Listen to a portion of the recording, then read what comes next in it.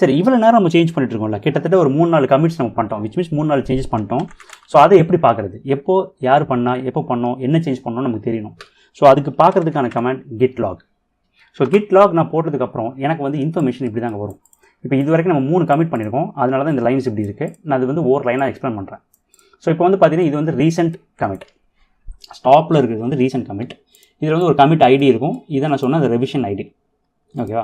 உங்களுக்கு ஃபஸ்ட்டு ஸ்டார்டிங்கில் கமிட் பண்ணும்போது காட்டுற ஐடி வந்து பார்த்தீங்கன்னா சின்ன ஒரு 4 டிஜிட் 5 டிஜிட் மட்டும் தான் காட்டும் உங்களுக்கு. பார்த்தீங்களா? 245EA 245EA. அந்த ஸ்டார்டிங்கில் இருக்க அந்த 6-7 டிஜிட் தான் உங்களுக்கு காட்டும். பட் இது வந்து ஷார்ட் ரிவிஷன் கோட், இது வந்து ஃபுல் ரிவிஷன் கோட். நீங்கள் ரெண்டுமே யூஸ் பண்ணிக்கலாம், நோ ப்ராப்ளம்.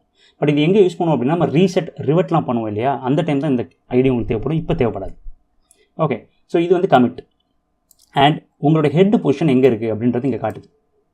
உங்கள் ஹெட் பொசிஷன் இங்கே தான் இந்த கமிட்டில் இருக்குது. ஒருவேளை ஹெட் வந்து இந்த ஏரியாவில் இருந்துச்சுன்னு வச்சுக்கோங்களேன், உங்களுடைய சேஞ்சஸ் இந்த கமிட்டில் என்ன சேஞ்சஸ் இருந்துச்சோ அது மட்டும் தான் உங்களால் பார்க்க முடியும். அப்படின்னா ஃபைல் 3 and ஃபைல் 4 அப்படின்ற ஃபைலே உங்களால் பார்த்துருக்க முடியாது.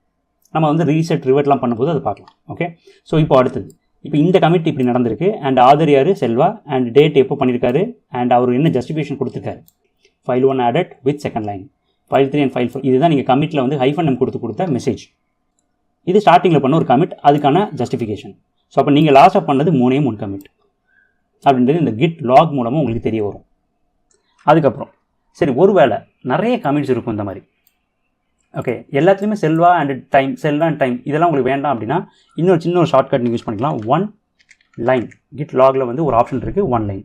இதை நீங்கள் கொடுத்தீங்க அப்படின்னா உங்களுக்கு ஷார்ட்டாக 3 லைன்ஸ், 3 கமிட்ஸ்னால 3 லைன்ஸ் தான் வரும்.